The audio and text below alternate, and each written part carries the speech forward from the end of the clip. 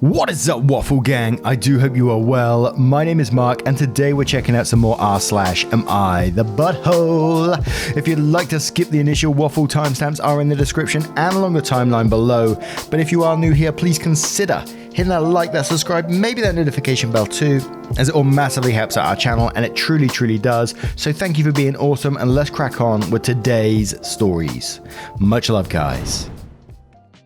Now, this first story comes from temp account. Am I the arsehole for telling my wife I won't/can't watch our son?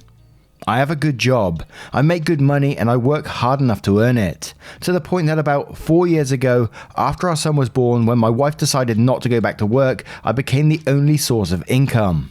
This worked out well and everyone was happy until COVID hit. Once the pandemic started causing shutdowns, my role was transitioned from in an office downtown to working from home. I was a big fan of this. I work 5 a.m. till 7 p.m. Monday to Saturday, typically, so not having to commute meant that I now got to be at home to put my son to bed and read to him at night and have more time to spend with my wife in the evenings. The only problem is that my wife has struggled with the idea that the location of my job has changed, but my responsibilities have not. I've had several discussions with her about the fact that even though I'm at home now, I'm not able to watch our son during the day, or explaining why I can't get to the dishes till that evening. She will nod along too, but I don't think she really believes it. This has caused tension, but not an outright fight until this week. Some of our mutual friends are coming into town this weekend, and we've made plans to spend some time with them. However, on Monday, my wife informs me that the couple is actually getting in Friday, and she and her friend are going to go and get lunch and go shopping. She tells me that I will need to watch our son. I respond by saying again that I can't. I have work, and Monday to Friday is not enough heads up for me to take a day off. She gets angry at me, saying she watches our son every day while I just sit in my office from sun up to sundown, and how I should be able to watch our son so she can have a day off. She's given me the cold shoulder since then. I would love to spend the day with my son.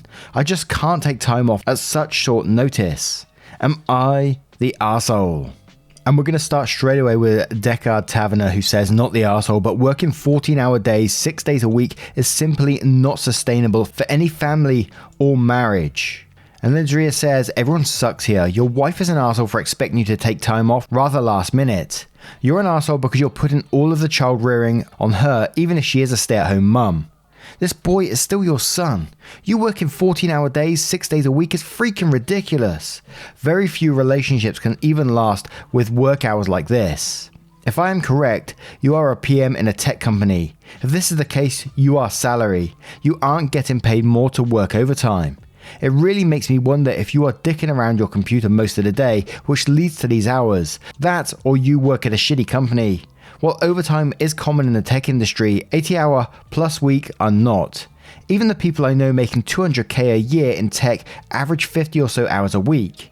Something isn't right with this. You really need to start focusing on your family, or else you won't have them anymore. And still Pacing says, you're the arsehole, not specifically because of this moment, but this whole situation. You work from 5 a.m. to 7 p.m. every day.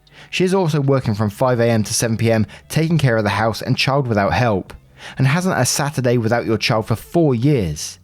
In the moment, she could probably have handled things better, but that kind of work schedule is going to kill your marriage. This is a see the forest through the trees moment. She wants one day with a friend and some help around the house. If that can't be managed, if you can't afford to either take the time off to help or hire someone to do it, then what's the point of you working so many hours? What's your breadwinning get if she is chained to the house and your kid for 84 hours a week? She has been the only caregiver of your child for 6 out of the 7 days for 4 years. If the two of you split, she'd be looking at 2 to 3 days to herself a week. But she has chosen to stay with you for 4 years despite basically being a single parent. She wants one day. Figure it out. And Kufat says, and quotes, I work 5 a.m. to 7 p.m. Monday to Saturday. And then says, why would you choose to live like that? I've been a programmer in the industry for over a decade, and I can count the number of 12-hour days I've worked on one hand. I think I can guess who you work for. Seattle's a hint, and I can tell you that most of the rest of the industry isn't nearly as bad. If you've got experience, it's not hard finding a job making 150 to 250k with a 40 to 45 hour work week. And RN Washington says it sounds like she barely has a husband with those hours. That might be the actual issue.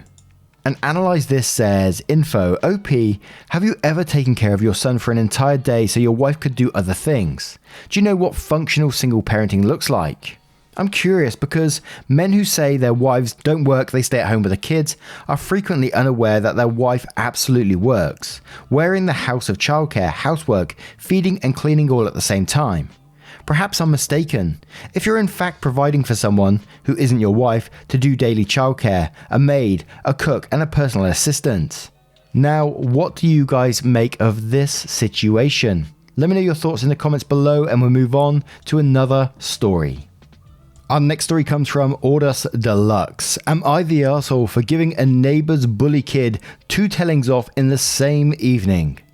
I, male 35, decided to take my daughter, 2.5, out for a walk round the block with her new scooter this evening. She's still learning to go on it, but when she gets a solid run at it, she's really good. As we're making our way round, I noticed a couple of boys on bikes. I'd say they're between 10 to 12 passing us. They were doing fast laps on the road, while we were sticking to the pavement. Suddenly on one lap, one of the boys literally cut onto the pavement in front of us, blocking our path. He looked at my daughter and said, "Get off this street and don't come out until I tell you." His tone was definitely not lighthearted or funny. Now, my daughter is 2 and doesn't have a clue what's actually happened here, so she's smiling and waving. I, however, am unimpressed.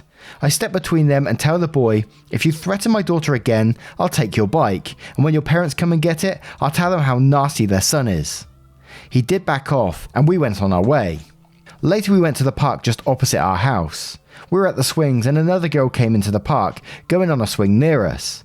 The same 2 boys rounded the corner, coming into the park and making their way over to the girl. She quickly said, "Stay away from me, I've asked you before." The boys laughed and ignored. I again intervened and this time said, "She's told you no, I suggest you go on your way before you get into more trouble." The girl then thanked me and left, and then we did too. The boys obviously noted what house I went into, because not long after I got paid a house call by the mother screaming at me for scaring her kids. I told her that her son was a complete piece of shit, trying to intimidate toddlers and girls. She said that this wasn't over and stormed off. Nothing has since happened, but my wife is saying that I took things too far. I don't agree, given that this brat is a complete bully based on the clear-cut examples I've seen today. However, I'm open to criticism. I think I might be the arsehole because it possibly isn't my place to scold children who I don't really know. And you know, when a parent comes up to you after you've confronted their child or whatever and says these kind of things, who knows what the child said to the mother in this situation, but usually you can get a gist of where they've learned this behavior from, and that's what it seems like in this situation. It may be completely wrong because we're just assuming based off what we've seen here, but not the arsehole. If no one does nothing in these situations, nothing ever gets resolved. The kid learns nothing. They're going to continue to bully other children down the road, and I think you're absolutely right in what you did. Had a similar situation a couple of months ago on a field near me. I saw a teen girl getting kicked in the back by about 4 or 5. I intervened in that and, split them up so she could walk safely and get away from it, and the girls just gave me attitude afterwards. There was no repercussions apart from that, apart from stepping in. That's all I could do in that situation. But having been bullied myself, I always feel like I have to do something when I see these situations playing out, because the feelings come rushing back and it just makes me so angry. But we move to the comments to see what they say. Malachite Macchiato saying, "Not the arsehole, it is completely your place to protect your 2-year-old from bullies, and I applaud you for stepping in when they were bullying the other girl. Maybe if mum would scare her kids with her little consequences, they wouldn't be out bullying toddlers." And JMLKO says, "Not the arsehole, in my opinion, you had a remarkable restraint for not getting really angry at the punk for threatening your toddler." And Comprimo says, "Not the arsehole, but this is why video evidence is powerful. Sounds like a body cam or having your phone easily set to start recording would be a smart move, since this is the last thing you probably want is the cops knocking on your door for threatening a child." Oh yeah, there is that point as well. Just the Bean says, "Not the arsehole. These boys are clearly seeking out younger, weaker kids to bully and exert power over. It's totally unacceptable behavior, and I wouldn't expect any adult to witness it and let it go. As a nanny, I believe it is your responsibility to step in. To ignore it is basically to support the bully." And Highwood Shady says, "Not the arsehole. After meeting his mother, are you surprised by his behavior?" Followed by Moya Warrior saying, "Not the arsehole. You're standing up for your daughter and for another girl who is obviously tormented by this kid. Sounds like his mum might be the "my little Johnny can't do anything wrong, there's no way he did that, so it may change, but you are not wrong for speaking up." And we'll finish up with No Jellyfish, who says, "Not the arsehole. The boys were openly threatening your 2-year-old daughter and the other girl. You, as an adult present, needed to intervene. But I guess the boy's parents like, nah, my perfect little angel didn't do anything. So sorry." Now, what would you do if you found yourself in that situation? Would you be able to step in between them? I know sometimes it can be incredibly hard.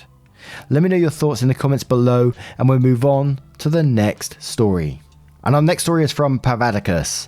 Am I the asshole for expecting our family house guest to pay for plumbing after flushing a tampon? So my partner and I recently had our 3rd child and have had new family members here and there visit for a few days to meet the new addition. We live in a big, beautiful, rural 2-story home, lease/rent. It's basically 2 separate homes on both levels. My parents live upstairs and we have downstairs with 3 bedrooms. They wanted to be closer to our kids to spend more time with them, and it made sense financially. As we're trying to get ahead so we can buy a home in the near future, and I am planning on starting my own business next year, so it's great for both parties. Anyway, we have 2 ensuite bathrooms attached to our bedroom, and our son's bedroom, which both have individual pumps that pump the water upstairs and tap into the main line. These pumps are quite sensitive and can only take human waste and water, so anything else can create huge problems. My partner's aunt has come to visit, and we gave our son's room to stay in while she is here. But on the 2nd day of her stay, the pump stopped working and toilet water started seeping up the shower and sink drains. Not pleasant. We immediately turned it off and called a plumber. The plumber couldn't find the issue and removed the pump to take back to his shop for investigation. I received a phone call from them today saying that the cause of the problem was a used tampon tangled up the cutters that stopped backflow, and the pump may have burnt out, which could potentially cost us thousands. I cannot understate when I say we do not have this money to spare.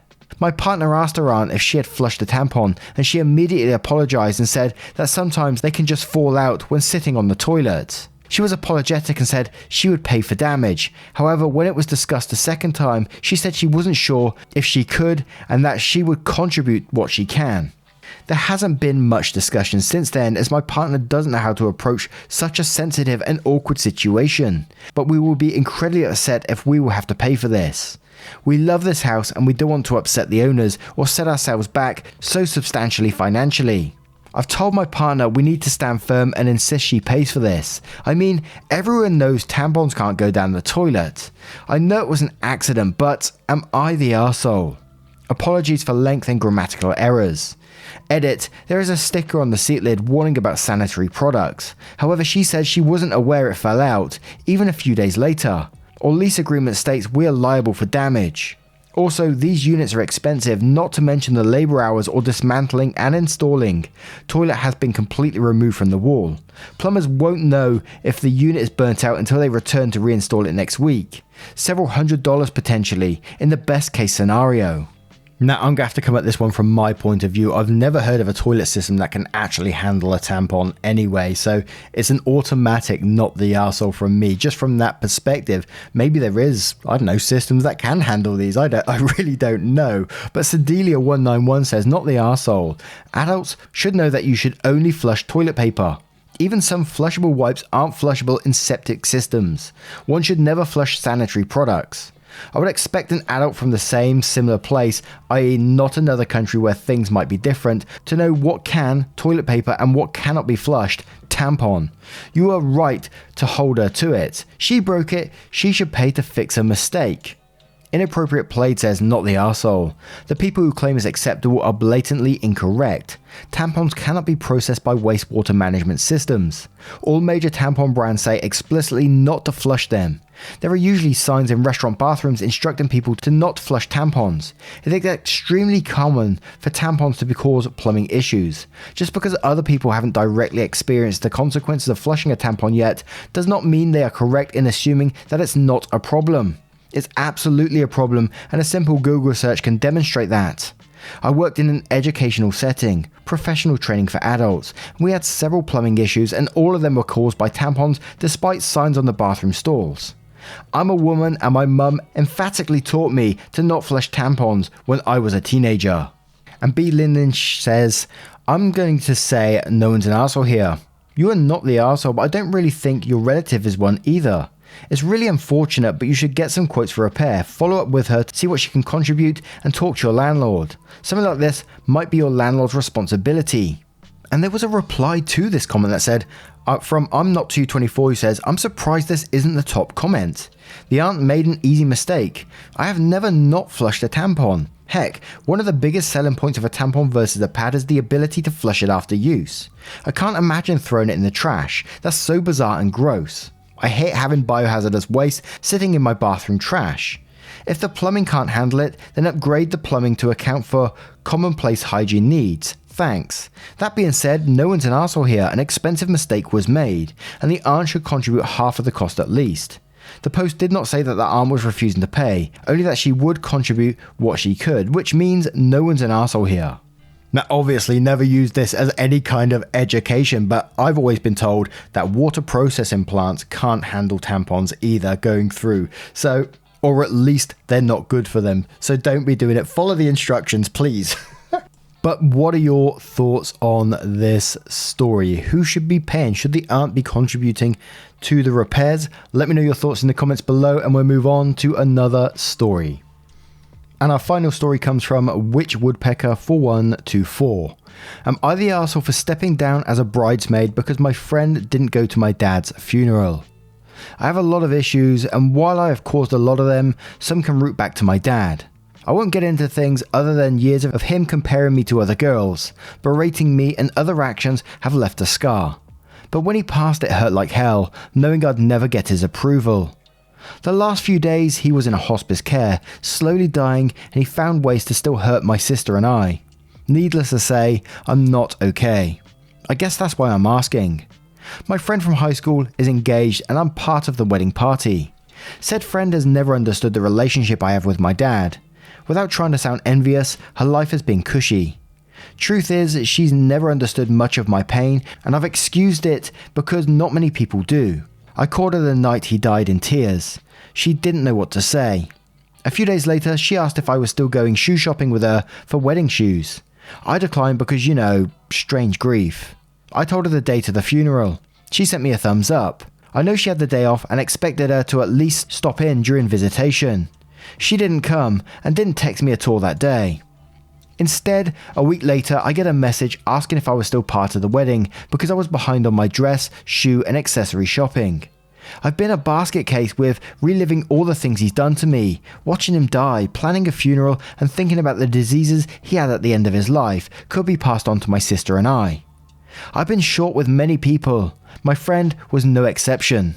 To sum it up, I told her she couldn't be there when I needed her. I sure as hell wouldn't be there for her, and she can take her wedding and shove it. Since then, I've been receiving messages from both her boyfriend and friends saying I've made her cry and I'm being completely selfish.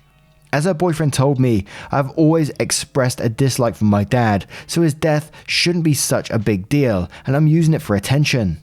I can admit I'm an arsehole for how I worded things. I intend to apologize. Am I the arse though for quitting as her bridesmaid because she didn't come to my dad's funeral? Edit, since it was asked, in the message with the funeral information, I said I hope you can make it. When I called her the night he died, I was telling her how much it hurt. Her wedding is 3 months away. She's upset I dropped out and yelled at her, not because she didn't do enough. Where I'm from, it's common to go to funerals uninvited. If she couldn't go, stopping at the visitation for a moment or even just a text would have been nice. For those saying I need help, guess what? I am getting it. But believe it or not, grieving really delays your progress and messes with your head. It's something I hope you never have to experience. Also, shut up. For those brave enough to share their stories of abuse, thank you. Your messages have been uplifting and insightful, and I hope you all recovery and great lives. And we're going to start off with PDX Flower Power, who says, this makes me so incredibly sad, but really there are no arseholes here. Listen, your friend cannot possibly know or understand all of what you've gone through. You cite her life as being cushy, and it may look like that to you, but I wonder if she even knows remotely how to approach your sadness and level of upset, and from personal experience, that scares most people off. From what you've written, you're overwhelmed with grief. You have every right to be. I was once in a similar spot, and I was fortunate enough to have a friend tell me, I think you need to talk to someone. What she was telling me was what I needed, some skilled professional help with a therapist. It was an incredibly loving thing for her to do, and very brave because I could have responded poorly to her suggestion and become defensive or angry at her. I too had pain and a history that would make most people want to back away because boy, it was huge and nasty and hard for most people to conceptualize. It drove a lot of people off. Your friend may not know how to love you right now. It sounds like she's hurt but may be overwhelmed too, and not know how to deal with your feelings or death itself. Funerals are hard to expect friends to come to, even when we could use their support.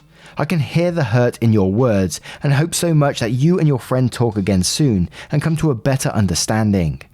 And Pleasant Coconut says, everyone sucks here. Gonna rip the band-aid off and address your assholery first. You admit you had less than a stellar relationship with your dad and she didn't understand it.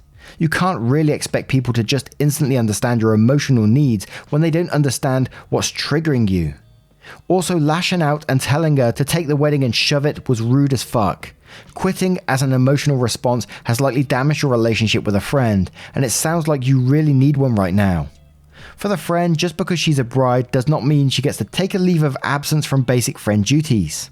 Yeah, she may not have understood your relationship, but she could have tried to reach out. Asking after you only in the context of the wedding shows how out of touch from your grief she is.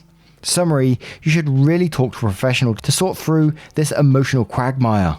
It sounds like the legacy of your father has been very damaging to you. Your friend's wedding is a huge moment for her. The death of your father will be a defining moment for you. You both are going through major life events, and you both should find a way to navigate it together if you'll value the friendship. And that's totally true. I really like that comment. As we always say, grieving, mental health issues or whatever doesn't excuse assholery in any form. And sort of expecting your friend to understand every single thing you've been going through emotionally with your father is probably a lot to expect. And attending funerals is also, it's a big thing to ask someone to do. A lot of people deal with death in many different ways. Some people haven't experienced death before as well, so it can be a huge, scary thing for people. And I was just counting up the funerals I've been to in the last 2 years, and I've been to 11 funerals. And the range of different emotions you see during a funeral is absolutely, you hear some people howling, you see some people just stone face, some people very pragmatic about it. It's a very, very scary thing to take on. But I'm not excusing, her not being a friend to you at the time. She could be more supportive, I think, in the situation as well.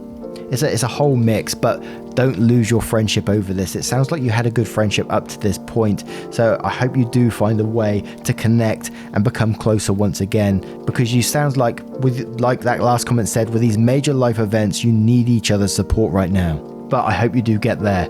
Anyway, guys, what do you guys think of this story? Let me know your thoughts in the comments below and how you would approach it.